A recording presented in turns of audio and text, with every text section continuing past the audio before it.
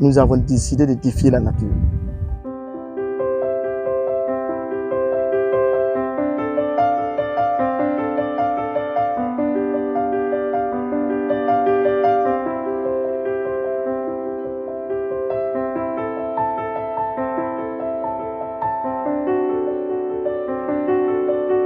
Nous avons décidé de défier la nature. Nous avons décidé d'être résilients.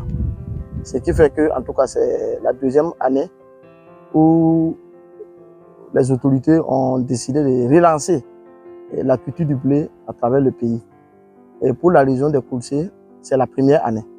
C'est vraiment une nouvelle culture pour beaucoup de producteurs de la région, pour les techniciens. Mais nous nous sommes dit, la résilience aussi, c'est oser. C'est accepter, accompagner la dynamique des autorités et ne pas laisser en marge. Ce qui fait que cette année, on nous avait assigné un objectif pour 22 hectares, mais nous sommes aujourd'hui pratiquement à 30 hectares. Nous avons sensibilisé parce qu'au-delà des périmètres irrigués, il fallait aussi échanger avec les producteurs individuellement pour les inviter à s'inscrire dans la dynamique du blé. Ce que certains ont compris, notamment la commune de Barsalgo, une commune résiliente. Katon da fako blé, il y a tomate, il y a jaba, il y a chou. La bolla ya na tinga na bon bolla wana na kendra. On konshi men tinga na bolle. Ba shakam bati yenni nga hawa dan batin yeme. Donc aliya da ton ya hoton on konshi batiyawa. Aya boom ta shomunum na yira. Nengi ton hande ton taka dem hen sansa ka ton na yi fara ko. Ni wonam ton. Parce que cette année, pour la campagne humide, on a vraiment accompagné la population pour produire le riz entre des tranchées avec le soutien des FDS. Et pour cette première année, je vous salue en tout cas la dynamique des producteurs qui se sont engagés. Et c'est au total pratiquement 6 hectares de blé qui sont faits dans la commune de Barsalgo. Ici, nous avons un périmètre. L'année passée, quand on les accompagnait pour la première année, on a fait du maïs ici.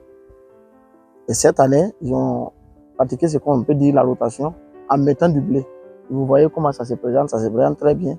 Ça augure de bons rendements. Et donc naturellement, la région des Koulsé, dans la dynamique du blé, nous allons contribuer, Dieu voulant, en tout cas, nous espérons avoir près de 70 tonnes de blé dans la région, parce qu'il y en a aussi à Mané, il y en a aussi dans la province du Namentenga.